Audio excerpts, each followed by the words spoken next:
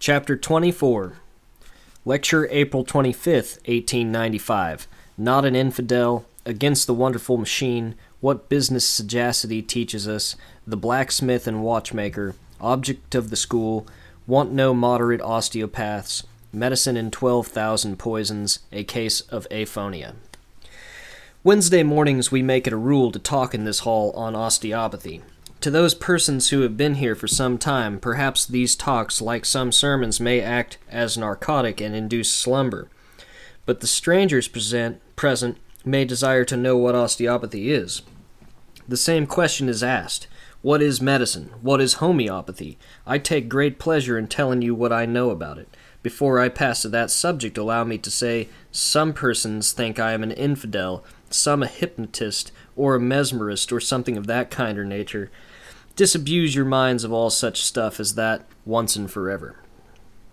An observation upon our surroundings this morning, of budding trees, growing grass, opening flowers, too plainly tells that intelligence guided and directed and controlled this wonderful creation of all animate and inanimate things.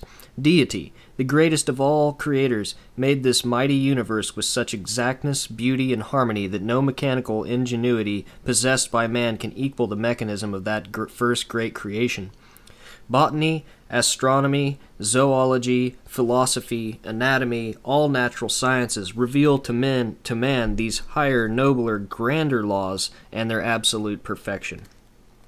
Viewed through the most powerful microscope or otherwise, no defects can be found in the works of Deity. The mechanism is perfect, the material used is good, the supply is sufficient, the antidotes for all frictions, jars, or discords are found to exist in sufficient quantities to the materials selected, and the process through which they pass after the machine is put in motion and properly adjusted to maintain active, vigorous life is marvelous. Man, the most complex, intricate, and delicately constructed machine of all creation, is the one with which the osteopath must become familiar. Business sagacity and sense tells us that in all departments of art, science, philosophy, or mechanics you must have skilled and experienced operators.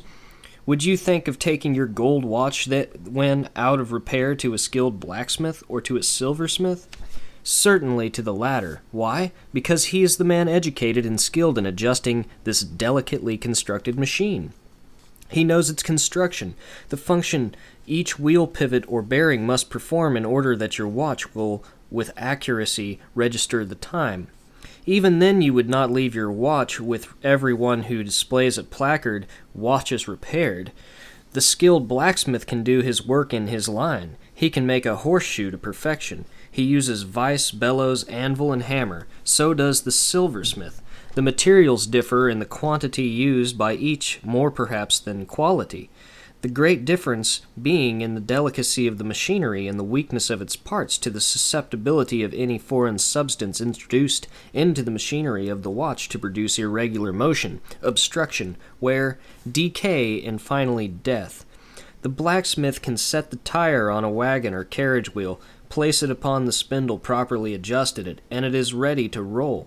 The point I wish to have you bear in mind is this, that to be an osteopath you must study and know the exact construction of the human body, the exact location of every bone, nerve, fiber, muscle, and organ, the origin, the course and flow of all fluids of the body, the relation of each to the other, and the functions it is to perform in perpetuating life and health. In addition, you must have the skill and ability to enable you to detect the exact location of any and all obstructions to the regular movements of this grand machinery of life. Not only must you be able to locate the obstruction, you must have the skill to remove it. You must be able to wield the sledgehammer of the blacksmith as well as the most delicate drill of the silversmith. The aim of this school is to furnish to the world skilled osteopaths. Our ability to do that is beyond question. A few very ordinary osteopaths are springing up here and there who in time will demonstrate their failures as all incompetence must. I am saddened at the thought of the impositions thus palmed off on this public, and the association of the word osteopathy with the name of the pretenders. The consoling thought is that their days are numbered. The Hoosier, when he meets another, says, "How are you?" The reply invariably is moderate. We want no moderate osteopaths. We want and must have all osteopaths who, when they find pneumonia, flux, scarlet fever, diphtheria, know the exact location and cause of the trouble, and how to remove it. He must not be a blacksmith only. He only able to hit large bones and muscles with a heavy hammer, but he must be able to use the most delicate instruments of the silversmith in adjusting the deranged, displaced bones, nerves, muscles, and remove all obstructions, and thereby set the machinery of life moving. To do this is to be an osteopath. You who are here today have only to use the sense of sight to satisfy you whether I speak truly or not. Medicine, as shown by dispensatories, has called to aid about 12,000 different kinds in its effort to heal diseases. With all these, the most intelligent of the profession are not satisfied with the results. This long list of poisons, in an attempt to prove God, made a failure in providing a law by which disease might be reached and arrested by a thorough knowledge of that law. I believe God made no mistake. I believe man made the mistake when he undertook to inject poisonous substances into the human system as a remedy for disease, instead of applying the laws of creation to that end. Here is where osteopathy and medicine part company. When I touch the keys on this piano, the effect of the stroke is to produce a sound. When in tune, the combination of notes produce harmony. The same law is found to exist in the vocal cords. I see in the audience a lady that came here a few days ago suffering from aphonia, who had been in that condition for 10 weeks, whose voice could now be heard all over the house. At the doctor's request, the lady spoke in a distant, audible tone. This is a restoration of voice brought about by simply adjusting the vocal organs. Deity created the organs, and also the law of their adjustment went out of order. Neither did he make a mistake in the creation nor in the law. Regarding the evil effects produced by the free use of drugs, much can be said. Volumes could be written to trace the injuries produced by the use of calomel alone. This morning I will mention only one or two. About 60 years ago, quinine was first used, and then very sparingly, but soon on account of its supposed efficacy in malarial fever, it has become the great panacea as a febrifuge. Not only the size of the doses was increased, but the frequency in the doses also.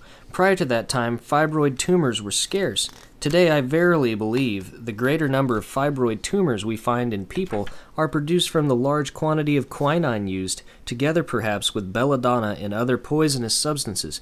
These excrescences, the foundation for which was laid by one generation of doctors, furnish this generation with an ample opportunity for the use of a surgeon's knife. The attempted removal of them by the knife usually removes the patient to the other land. About that time the tumor is removed from the body. Bereaved husbands and friends reverentially listen to the minister relate that in God's providence a sister had been called to her eternal home far beyond moving worlds and burning suns. By way of consolation to the bereaved husband, he quotes the scriptural text with an addendum attached, "Whom the Lord loveth, he chasteneth."